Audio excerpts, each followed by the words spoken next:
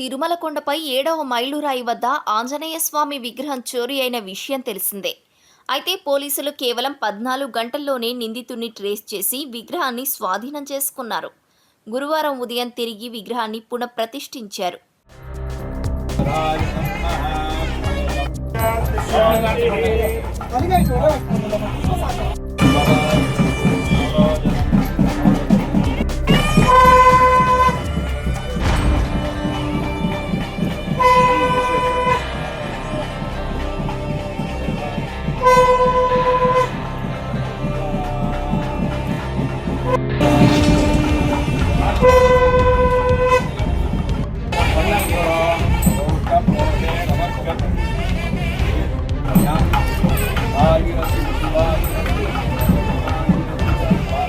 మంగళవారం అర్ధరాత్రి దాటిన తర్వాత గుర్తు తెలియని వ్యక్తి విగ్రహాన్ని తీసుకెళ్లడం సీసీ కెమెరాల్లో రికార్డైంది.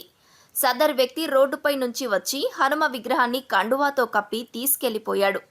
సమాచారం అందుకున్న పోలీసులు వెంటనే సీసీ కెమెరా ఫుటేజ్ను పరిశీలించారు. ఆ విగ్రహాన్ని గోవిందమాల ధరించిన వ్యక్తి తీసుకెళ్లినట్లు గుర్తించారు. ఈ సంఘటనతో వెంటనే అప్రమత్తమైన టీటీడీ భద్రతా సిబ్బంది, పోలీసులు సీసీటీవీ ఫుటేజ్ ద్వారా విచారణ చేపట్టారు. ఇందుకోసం 10 ప్రత్యేక టీంలను ఏర్పాటు చేశారు. సీసీ ఫుటేజ్తో పాటుగా సాంకేతిక ఆధారాలు, ప్రయాణ మార్గాలు వంటి వాటి విషయంలో కూడా దర్యాప్తు ప్రారంభించారు. అయితే విగ్రహాన్ని తీసుకెళ్లింది విశాఖపట్నానికి చెందిన జశ్వంత్ కుమార్గా పోలీసులు గుర్తించారు. చోరీ తర్వాత ఆ వ్యక్తి యశ్వంతపూర్ ఎక్స్ప్రెస్ ఎక్కాడు.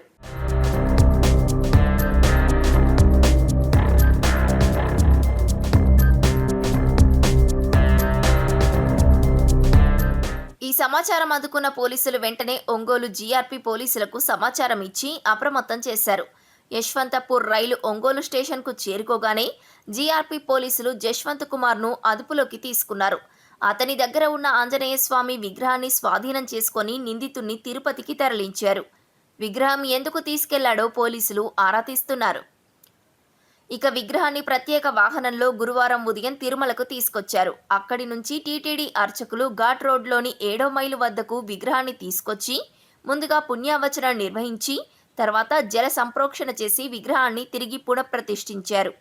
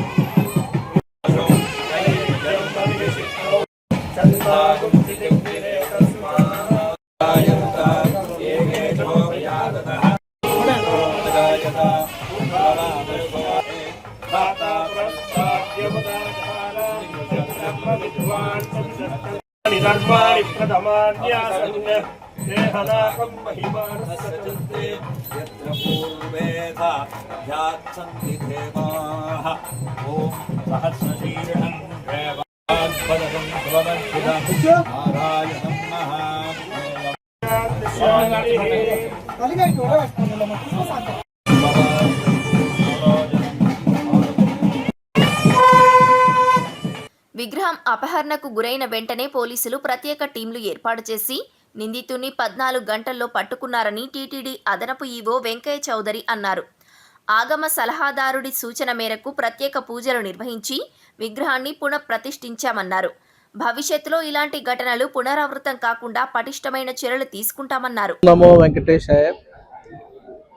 మీ అందరికీ తెలుసు, నిన్న మార్నింగ్ ఒక భక్తుడు ఇక్కడ మన 7వ మైల్ తిరుమల నుంచి తిరుపతికి వెళ్ళే ఘాట్ రోడ్లో ఆంజనేయ స్వామి స్టాచ్యూ కింద ఉండే చిన్న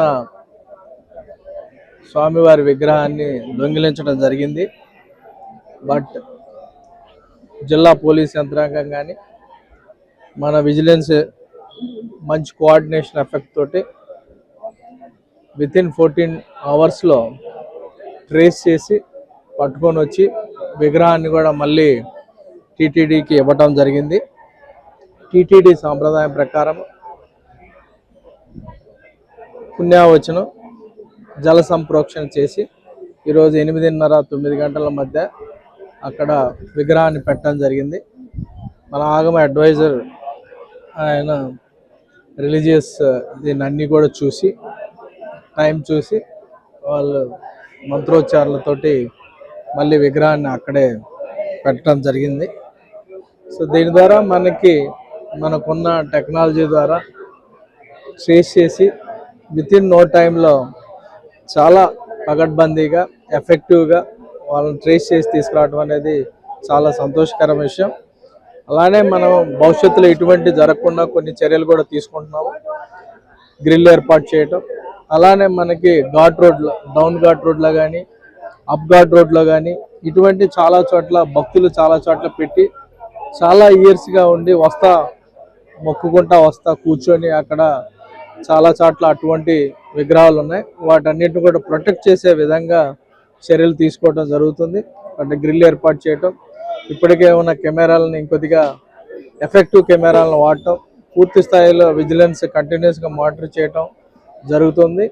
అలానే భక్తులకు కూడా విజ్ఞప్తి, అందరికి కూడా ఇవన్నీ కూడా ఎప్పటి నుంచో ఎప్పటి నుంచో పూజలు చేసుకుంటూ ఓవర్ ఏ పీరియడ్ ఆఫ్ టైంలో ఎవాల్వ్ అయి ఉన్నాయి. కాబట్టి భక్తులు కూడా గౌరవించాలి ఇక్కడ ఉన్న సిస్టమ్స్ కానీ, ఇక్కడ ఉన్న వాటిని కూడా వచ్చేవాళ్ళు కానీ. అలాగనే తోటి భక్తులు కూడా ఏమన్నా అటువంటివి ఉంటే మనకున్న టోల్ ఫ్రీ నంబర్కి చెప్తే అది ఈజీగా మనకి ఇమ్మీడియట్గా యాక్షన్ కూడా తీసుకోవడం జరుగుతుంది.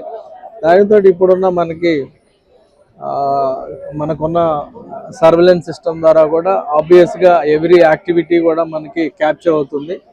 ఎటువంటిది జరిగినా కానీ ఇమ్మీడియట్గా ట్రేస్ చేసే మొత్తం మెకానిజం కూడా మన దగ్గర ఉంది. కాబట్టి ఇటువంటి వాటిని ఈజీగా ట్రేస్ చేయగలం, మళ్ళీ కూడా రిట్రీవ్ చేయగలమని ఈ సందర్భంగా తెలియజేస్తాం. అందరికీ కూడా నమో వెంకటేష్. నడకదారిలో విగ్రహాల వద్ద భద్రతను పెంచడంతో పాటు అదనంగా సీసీ కెమెరాలు ఏర్పాటు చేస్తామన్నారు. భక్తులు కూడా ఎవరైనా అనుమానిత వ్యక్తులు కనబడితే టీటీడీ టోల్ ఫ్రీ నంబర్కు తెలియజేయాలని విజ్ఞప్తి చేశారు.